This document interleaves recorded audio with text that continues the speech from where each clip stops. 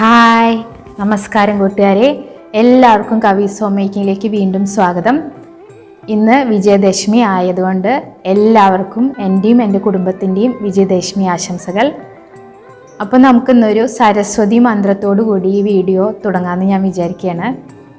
സരസ്വതി നമസ്തുഭ്യം വരദേ കാമരൂപിണി വിദ്യാരംഭം കരിഷ്യാമി സിദ്ധർഭവതു may സദാ. അപ്പോൾ ഈ സരസ്വതി മന്ത്രത്തോടു കൂടി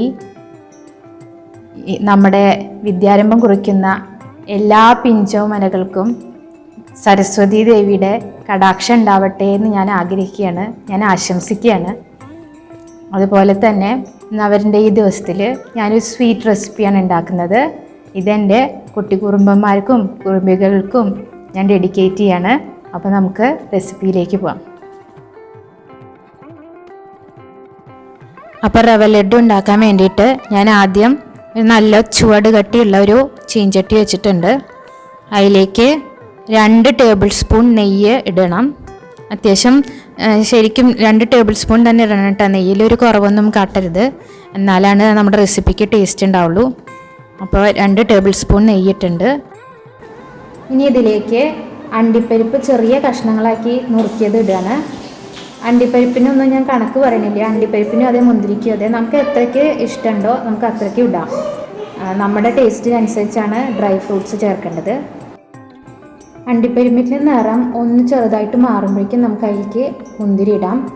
മുന്തിരി ചെറുതായി ഒന്ന് പഫപ്പായ ഉടനെ തന്നെ, അത് കളർ മാറരുത്, അപ്പം തന്നെ നമ്മൾ നാളികേരം 1 കപ്പ് നാളികേരം ഞാൻ മിക്സിയിലിട്ട് ഒന്ന് പൊടിച്ചെടുത്തതാണ്. അതായത് വലിയ വലിയ തൈ പോലെയൊക്കെ ഉണ്ടെങ്കിൽ അതൊന്ന് എല്ലാം ഒരു ഈവൺ ആയിട്ട് കിട്ടാൻ വേണ്ടിയിട്ടാണ് ഞാൻ അത് മിക്സിയിലിട്ടിട്ട് ഒന്ന് പൊടിച്ചെടുത്തിട്ടുള്ളത്. ഇത് 1 കപ്പ് നാളികേരമാണ് കേട്ടോ, ചിരകിയ നാളികേരം. അതിട്ടിട്ട് ഒന്ന് മിക്സ് ചെയ്ത് ആ നാളികേരത്തിൻ്റെ ആ ഒരു നനവ് അത് മാത്രമേ കൊണ്ട്, വല്ലാതെ ഗോൾഡൻ ബ്രൗൺ നിറമൊന്നും ആവരുത്. ഇതിൽ നമ്മളിടുന്ന ഇപ്പോൾ ഡ്രൈ ഫ്രൂട്ട്സ് ആണെങ്കിലും നാളികേരമാണെങ്കിലും അതിൻ്റെ ആ വെള്ള നിറം മാറാതിരിക്കാൻ പ്രത്യേകം ശ്രദ്ധിക്കണം. അത് ഗോൾഡൻ ബ്രൗൺ നിറമായി കഴിഞ്ഞാൽ അതിൻ്റെ കളറ് പ്രത്യേകിച്ച് എടുത്ത് കാണിക്കും നമ്മുടെ ലഡ്ഡുവിൽ. അത് വെള്ള നിറത്തിലുള്ള ഒരു ലഡ്ഡു ആണല്ലോ, അത് കാരണം കൊണ്ടാണ്. ഇനി നമ്മളതിലേക്ക് 1 കപ്പ് തന്നെ റവ, ഇതിപ്പോൾ ഞാൻ വറുത്ത റവയാണ് എടുത്തിട്ടുള്ളത് കേട്ടോ. വറുത്ത റവയാണെങ്കിലും വറുക്കാത്ത റവയാണെങ്കിലും നമുക്ക് ഇതിലിട്ടിട്ട് ഒന്ന് ഫ്രൈ ചെയ്തെടുക്കണം. ഫ്രൈ ചെയ്തെടുക്കുക പറഞ്ഞാൽ ഗോൾഡൻ ബ്രൗൺ നിറമാവില്ല, ഞാൻ പിന്നെയും ഓർമ്മിപ്പിക്കുകയാണ്. ജസ്റ്റ് ലോ ഫ്ലെയിമിലിട്ട് 10 മിനിറ്റ് നേരം നമ്മളിത് ഇളക്കിക്കൊണ്ടിരിക്കുക. അപ്പോൾ ഇതിൻ്റെ കളറൊന്നും മാറില്ല കേട്ടോ, വൈറ്റ് നിറത്തിൽ തന്നെ ഇരിക്കും. പക്ഷെ ഇത് നന്നായി നെയ്യിലൊക്കെ ഇരുന്നിട്ട് നന്നായി മൂത്ത് അതിനൊരു നല്ല മണം വരാണ്ട്. ആ ഒരു മണം വന്നതിന് ശേഷം നമുക്ക് അതിൽ ബാക്കിയുള്ള ഇൻഗ്രീഡിയൻസ് ചേർക്കാം. എപ്പോഴും ശ്രദ്ധിക്കുക, ലോ ഫ്ലെയിമിലിട്ട് തന്നെ ഇത് ചെയ്യണം കേട്ടോ. ഇത് പറയുമ്പോൾ വളരെ ഈസിയാണ് നമ്മൾ, പക്ഷേ ഹൈ ഫ്ലെയിമിലിട്ടാൽ ഈ റവ കരിയാനും അതോടൊപ്പം തന്നെ അല്ലെങ്കിൽ അതിൻ്റെ കളറൊന്ന് മാറാനും അതോടെ അതിൻ്റെ ടേസ്റ്റ് മാറാനും സാധ്യതയുണ്ട് കേട്ടോ.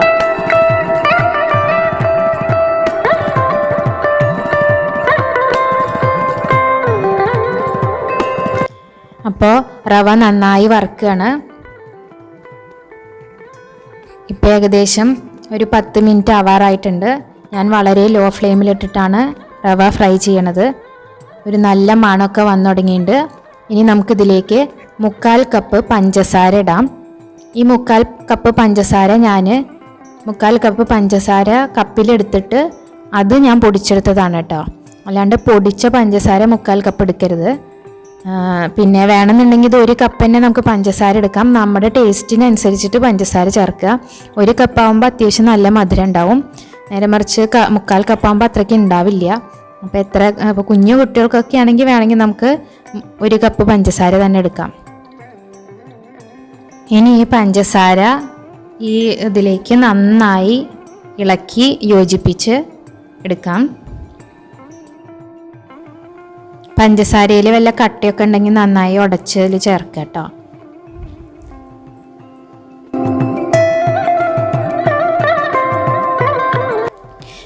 ഇനി ഫ്ലെയിം ഓഫ് ചെയ്തിട്ട് നമ്മളിതിലേക്ക് 1/2 കപ്പ് പാല് ചേർക്കുകയാണ്. എന്നിട്ട് നന്നായി മിക്സ് ചെയ്യുക. ഇനി ഇത് മറ്റൊരു പരന്ന പാത്രത്തിലേക്ക് നമുക്ക് പകർത്തണം.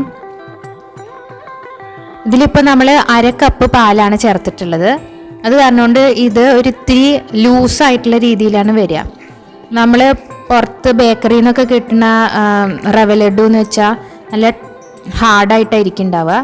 ഈ ഒരു റവ ലഡു വളരെ സ്മൂത്തായിട്ടാണ് ഉണ്ടാവുക, ഭയങ്കര കട്ടിയിലൊന്നുമല്ല.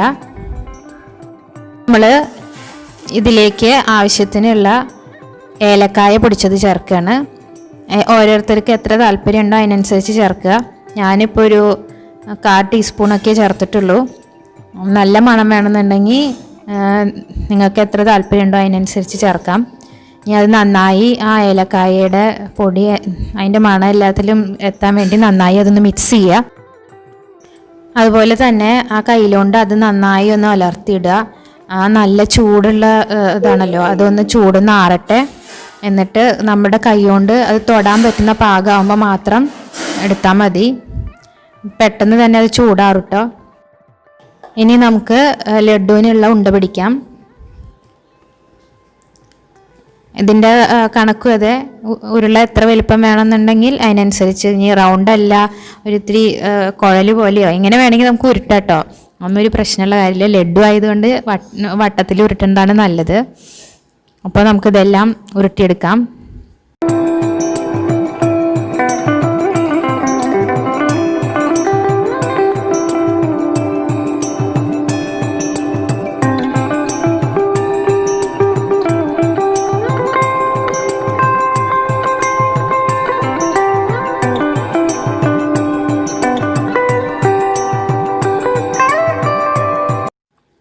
അപ്പോൾ നമ്മുടെ റവ ലഡു റെഡി ആയിട്ടുണ്ട്. ഞാൻ എല്ലാം ഉരുട്ടിയെടുത്തിട്ടുണ്ട്.